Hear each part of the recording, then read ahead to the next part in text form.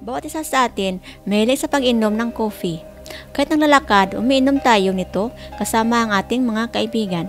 Pero sa kasong ito, ano nangyari sa kanya habang sinisip-sip niya ang kanyang iced coffee, bigla na lang siya nawala ng malay. Ito nangyari sa lugar ng Jakarta. Pumunta lamang sa isang coffee shop para uminom ng paborito niyang coffee pero masaklap dito, bigla siyang namatay. Ano kayang mayroon sa kanyang iniinom na coffee at sino ang may gawa nito sa kanya? Kaya alamin natin sa kwentong ito sa ating YouTube channel na Marvick Nobel.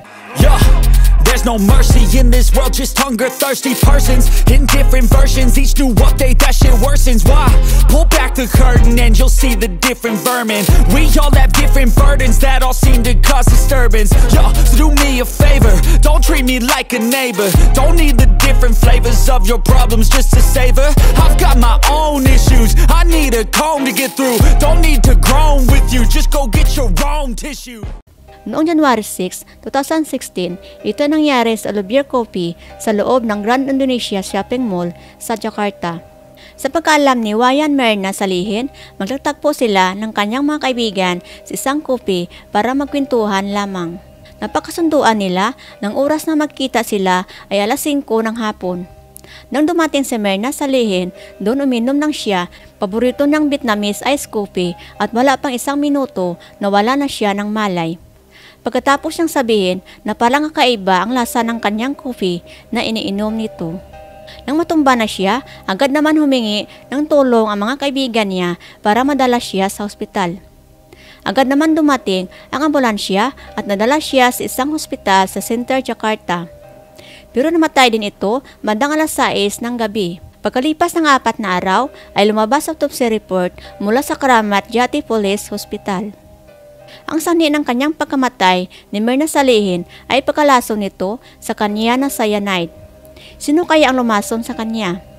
Anong dahilan para siya ay lasunin? Si Wayan Mirna Salihin ay anak ng isang negosyante at hindi naman nasangkot ang kanyang ama nito.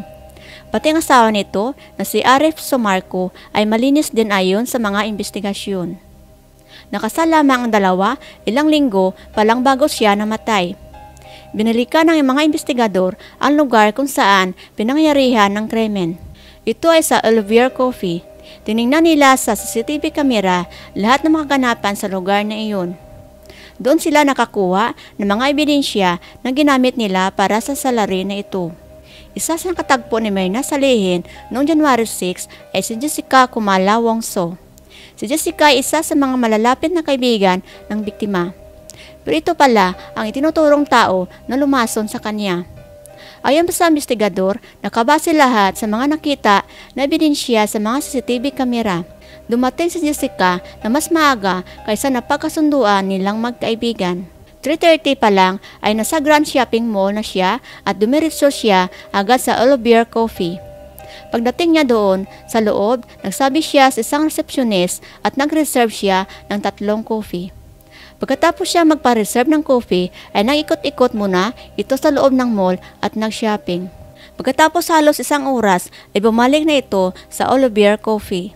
Bandang alas 4, tinawag niya isang waitress para mag-order ng umaiinom kasali na dito ang inumin para sa biktima na si Mirna Salihin. May nabili ng mga gamit si Jessica nang maglibot ito sa mall. Nakalagay ito sa mga shopping bags at pinatong niya ito sa mesa. Ang anggulo kanyang inupuan ay hindi makikita ng maayos sa CCTV camera. Dinatabunan ito ng mga shopping bags niya. Nang dumating ang mga in-order niyang inumin, nakapatong pa rin ang mga shopping bags sa lamesa. Pagkatapos 1 oras, dumating na sina Mirna Salihin at kaibigan nito na si Hani.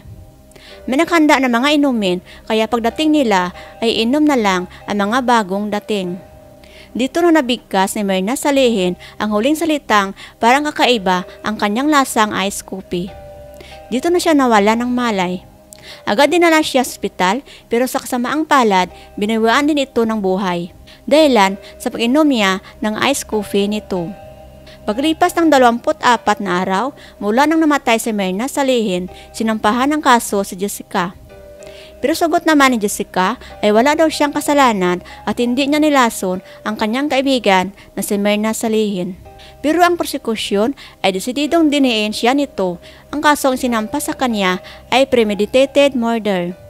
Naging kontrobersyo ang paglilitis. Dahil hindi araw-araw ay makarinig ka ng balita na may edukadong babae na nilason niya ang kanyang kaibigan. Umabot halos 5 buwan ang paglilitis. Noong October 27, 2016, si Jessica Kumala Wongso ay hinatulan na guilty sa pagpatay kay Wayan Merna sa Lihin. Hinatulan ng parusang 20 years ng pagkakulong. Pero ang patanong ka kung anong dahilan bakit gustong patayin ni Jessica ang kanyang kaibigan na si Merna sa Lihin. Ayon sa prosecution, ilang araw bago namatay ang biktima, humingi ng payo ang nasasakdal sa kaibigan niya tungkol sa dating kasintahan nitong isang Australiano. Di umano, ininsulto daw ni Merna ang dati nitong kasintahan at sinabihan niya na huwag na itong balikan. Mas lalo daw ito nakaramdam ng galit at inggit dahil napakasal na si Merna sa Lihin sa kanyang kasintahan. Ito ang dahilan na pabigat ang kaso laban kay Jessica. Nang ibinigay ng hatol, sabi ni Jessica na unfair daw ang hatol. Isang panig lang ang pinapakinggan at mag-apela siya tungkol sa kanyang kaso. Umapila ang grupo nila pero hindi rin itinanggap ng Supreme Court ng Indonesia. Kung tingnan ang kaso ng masinsinan, may mga bagay din na hindi tumutugma dito. Parang may bahid na katotohanan ang sinasabi ni Jessica na hindi mga patas ang hatol. Dahil maraming aspeto ang hindi natingnan. Ang binigyan ng atensyon ay ang ebidensya na hindi talaga napatunayan. Ang unang bagay na gusto sana masuri ng depensa ay ang autopsy ng biktima. Nagawa ang autopsy 4 na araw matapos mamatay ang biktima na si Merna sa Lihin. Naimbasa muna ang kanyang katawan. Napakalaking bagay gawa ng formaldehyde, glutathione, methanol at iba pang solvent na pinaghalo at itinurok sa katawan ng bangkay. Ayon naman sa toxicology report, binigay ng mga kapulisan ang ice coffee na ininom ng biktima na si Merna sa Lihin. Naglalaman ng 7.9 grams ng cyanide. Nalaman din natin makuha pa ng biktima magsalita na kakaiba ang lasa ang kanyang iniinom na ice coffee. Bago ito nanghisay at nahimatay ang biktima. Ang 50 mg na cyanide ay kayang pumatay ng isang tao. Kung ganyan kataas sa sukat na hanap sa coffee niya, hindi na niya kakayanin, ibaba ang tasa niya. Pati ang kaibigan niyang si Honey, muntik na rin itong nilason at nadamay. Dahil inabot din ito sa kanya ang tasang may laman na lason na cyanide nito. Sa taas ng lason nito, kahit ilamsik lang nito ay siguradong makapagbigay ng epekto dito. Pero walang nangyari sa kanya at tumayo pa ito as sasaksi sa oras ng pagliti sa kaso. Ayon sa parehong toxicology report, ang kanyang gas fluid, atay, apdo at ihi ay sinuri. Nahanapan pa ng 0.2 mg na cyanide matapos ang 4 na araw lamang mula nang mamatay ang biktima. Wala rin mga eksperto na kinuha para tanungin tungkol sa lason na ginamit. Kung anong dapat ang asahan na resulta kung sakali na cyanide nga ginamit sa paglalason sa biktima. Isa pang bagay na hindi pinapakita sa korte ay cyanide na ginamit. Hindi nakahanan ng cyanide si Jessica, hindi rin ganon kadali makabili ng lason na cyanide. Matindihan mo pa kung nasasakdal ay nagtrabaho sa isang fertilizer store, hardware, hospital o kung saan man na permanenteng supply nito. Pero si Jessica at si Merna ay parehong graphic designers kaya walang access sa cyanide sa pinagtrabahuhan nilang dalawa. Ang lugar kung saan nangyari ang krimen ay maraming tao. Sa oras nangyari sa pagpaslang sa kanya ay parehong sitwasyon na maraming tao ito. Pero wala silang nahanap na isang tao, pwede maging isang saksi na magsabi na nakita si Jessica na may nilagay na lason sa inumin ng biktima.